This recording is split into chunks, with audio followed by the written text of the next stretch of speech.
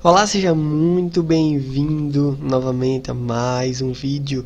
Renan de volta, e para mim é um prazer imenso realmente estar de volta, né? A gente passou aí uma semana parados por causa que eu estava bastante ruim da garganta, estava um pouco doente, e aí eu até fiquei rouco alguns dias, e por causa disso eu decidi também, né, devido o grande volume de atividades da universidade, eu decidi então dar uma pausa, descansar um pouco a voz. E aí estamos aqui hoje novamente. Vamos continuar aí com tudo para dar o gás, né? A gente está quase de férias e vamos embora para produzir mais vídeos, né? Ajudar a galera. Então vamos lá. Olha só, hoje para marcar nossa volta, já estou bem aqui empolgado para a gente ver essa partida bem legal que aconteceu um dia desse, semana passada, né?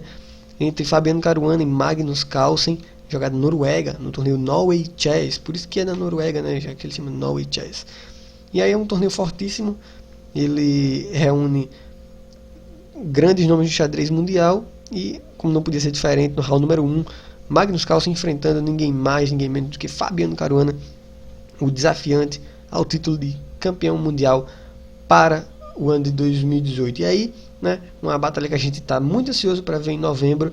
A gente já pode ir aí, tendo uma prévia, né, desde já, do que pode rolar na frente.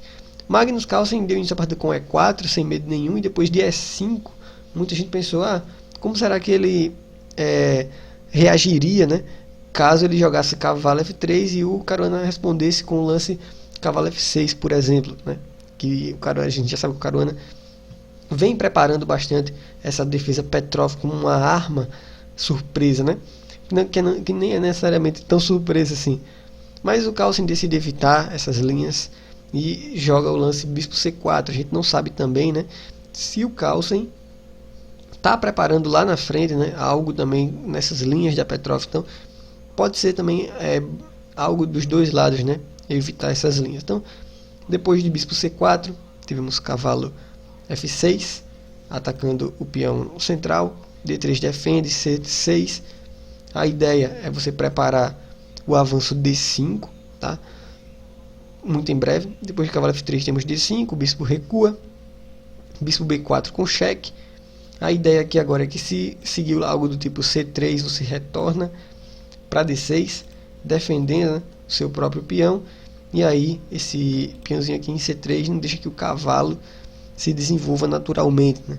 Como a gente já está acostumado a ver o cavalo em C3. Ok, depois de bispo B4 tivemos bispo D2, algumas trocas de bispo. A5 é um lance padrão já das negras nessa posição. A ideia é, primeiro de tudo, ameaça capturar o bispo, né, jogando aqui A4 no próximo lance. E além disso ganha um pouco mais de espaço, né, nessa ala. Temos C3, cavalo de BD7, trocas de peão no centro. Ambos os jogadores fazem o roque, e aí depois de torre de E1, torre E1, torre E8, a gente tem pontos fortes e pontos fracos para ambos os lados, né? Para as negras, o ponto forte principal muito provavelmente seja o seu grande centro de peões, né? Ter um bom centro de peões e um centro móvel de peões é sempre muito bom. Mas ao mesmo tempo, as brancas já praticamente finalizaram seu desenvolvimento, né? Enquanto que as negras ainda precisam fazer isso, não conectaram torres ainda. Então as brancas estão muito à frente em desenvolvimento. Vamos ver como é que o jogo se desenrola. Tivemos cavalo F1, muitas vezes o cavalo pode vir tanto para G3 quanto para casa E3. Temos B5, também, né, um lance bom, ganhando bastante espaço. Ameaça inclusive desenvolver o bispo, né, para casa B7, ajuda a desenvolver. Temos A4 e depois disso B4. Um lance que, como a gente já mencionou aqui várias vezes em vários vídeos, lances de peão não são reversíveis, né? O jogo sempre muda quando acontece algum lance de peão. E aí, nesse lance aqui, a posição muda completamente, né? Porque depois de peão toma em B4, peão toma em B4, você percebe esse camarada aqui, tá? Não tire os olhos dele. Ele vai ser ele vai ter um papel fundamental daqui para o fim da partida. Por quê? Porque ele agora, como você pode ver, não tem ninguém aqui na frente dele, né? Nenhum outro peão na frente dele. Quando isso acontece, a gente chama ele de peão passado. Acontece também que ao lado, né, na coluna ao lado, não tem nenhum outro peão que possa tentar capturá-lo. Então, essas condições fazem com que ele seja um peão passado. E um peão passado tem grande chance de um dia vir a se tornar uma nova dama. Temos cavalo E3, melhorando a posição do cavalo. Bispo B7 desenvolve, né? E também defende um pouco a pressão aqui em cima desse peão. D4 é um lance excelente do Carlsen, que praticamente força o lance E4, né? Se algo do tipo aqui, peão toma em D4, dama toma em D4. Primeiro, esse peão aqui começa a sofrer um pouco de pressão, né, excessiva, mas além disso, a dama das brancas fica numa posição excelente, né, e começam aí vários ataques, então a dama ficaria muito boa nessa posição. D4, seguiu E4, e aqui qual é a ideia do Carlsen, né? Qual foi a ideia? A ideia do Carlsen foi justamente jogar o cavalo em E5, e aí depois das trocas, entregar o peão central momentaneamente. Por quê? Olha só, a gente viu que a dama nessa casa aqui ficaria excelente, né? E o Carlsen faz, o Carlsen jogou que a dama nessa posição ficaria tão boa, mas tão boa que vale a pena entregar um peão por ela, né? Entregar um peão só para ocupar essa casa com a dama. E é justamente isso que ele fez, atacando simultaneamente a torre em E5 e o peão em B4.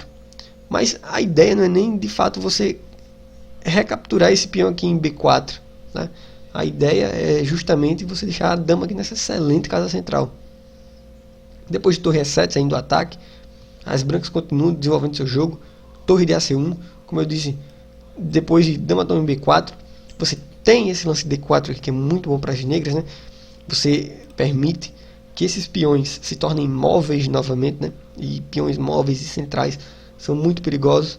Então, para evitar isso, é melhor deixar a dama ali quietinha no canto dela até o momento de, quem sabe, recapturar, né, e recuperar algum peão. Então, torre de AC1, torre D7, coloca aí mais defesa, né, no peão. Torre de ED1, H6, sempre bom abrir um azinho para o rei. Torre C5, melhorando mais a posição. Torre A5, né, vem para troca de torres, tudo bem, não tem nenhum problema nisso. H3, o Carlsen também vai melhorando sua posição pouco a pouco. E H7, torre C1, ocupando a coluna aberta. E até aqui, nessa posição, os jogadores praticamente fizeram um jogo sem erros, um jogo padrão, bonito. Porém, aqui agora, o lance do Caruana, torre C7, já começa a entregar o jogo, né? Já começa a dar vantagem para o Magnus Carlsen. O ideal seria você meio que tentar manter a posição, né? Você olha, não tem muito lance possível, assim, lance óbvio para as negras. Algo do tipo dama 6, por exemplo, né? Mantém um pouco mais a atenção e tal. Requer que as brancas façam alguma coisa, né? Mas claro, lances como esse são geralmente difíceis, né? Você quer tentar algo ativo, então geralmente é muito complicado. Então depois de torre C7, porque a vantagem começa a vir para o Magnus Carlsen, né? Porque depois das trocas de torre, a dama pode retomar o peão em B4, agora o material está igual novamente, porém, agora não é mais possível o avanço D4, né? Porque a dama simplesmente capturaria. E agora você percebe que as brancas também têm dois peões laterais, né, passados e muito perigosos, não tem nenhum outro peão para tentar evitar esses peões passados. Então, eles são muito, muito perigosos. As brancas só precisam, né, não deixar que esses peões aqui das negras obtenham contra-jogo e se movimentem também. Então, as negras tentaram o tipo dama C1.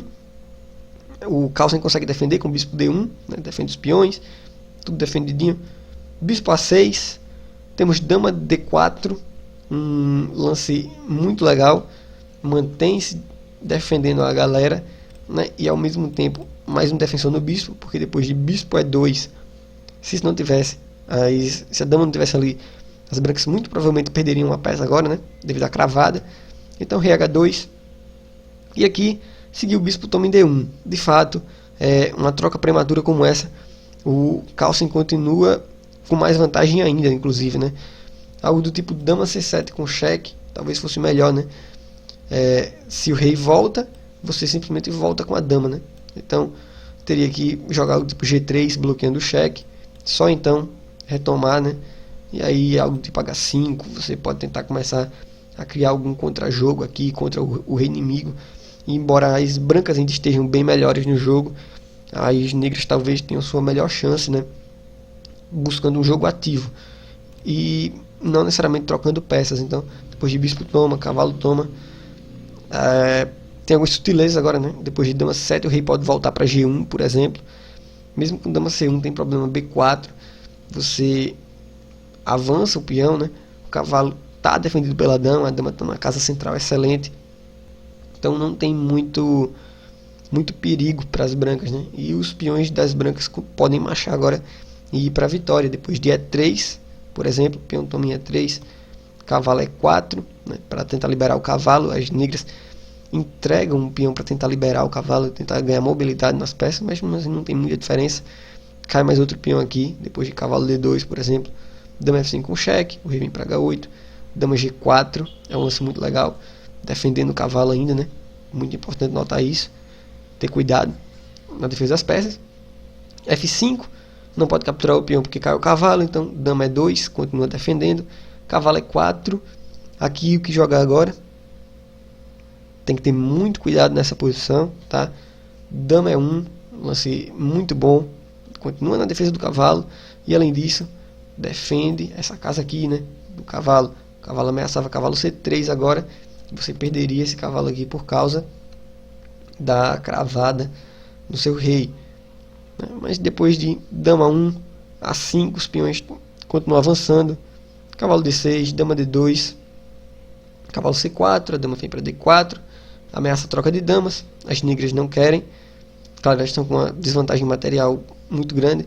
Depois de F1, cavalo toma um peão em E3, mesmo depois recuperando um peão que as negras estão perdidas, tá? Siga o rei F2 nesse caso, não tem mais o que fazer. Dama C2, rei G3, G5, dama E5 com cheque, o rei vem para H7, rei H2, muito importante em finais de dama e peões, você tem muito cuidado, é o lado que está ganhando, tem que ter muito cuidado com cheques perpétuos, tá? É muito complicado, né? O lado defensor geralmente sempre tem algum recurso escondido com cheque perpétuo, então é sempre bom manter a dama aqui nessa diagonal, né? Para o rei, manter a dama aqui nessa diagonal, para o rei não acabar levando o cheque perpétuo à toa e acabar perdendo o jogo que foi tão difícil de conquistar. Depois de F4, dama vem para D5, aqui geralmente é uma ideia, né? Jogar F3 e atacar o peão em G2, então dama D5 é um bom lance. Depois de dama 4 atacando o peão, temos um cheque, H8, e aqui o Carlsen joga dama G6 porque ele vai conseguir capturar aqui, né? Temos aí algumas trocas de peões, inclusive ele até recaptura outro peão, né? E aqui, muito importante notar que depois de alguns cheques, né, o Carlsen vai levando seus peões para frente. Depois de F3 cheque, G3, tá? F2, dama G6 cheque, foi o que seguiu na partida, é muito interessante. Nessa posição aqui, o Carlsen poderia ir para uma vitória mais tranquila, né, de certa forma, com dama F5, e o peão ia estar caindo aqui, mas nessa posição ele decidiu meio que brincar, né, com dama G6 para a troca de damas, e depois de rei H8, né, praticamente uma troca de peões reversa, e que o jogo continuou mais alguns lances, mas aqui não tem o que fazer mais, né? São 3 peões a mais no final de dama totalmente ganho.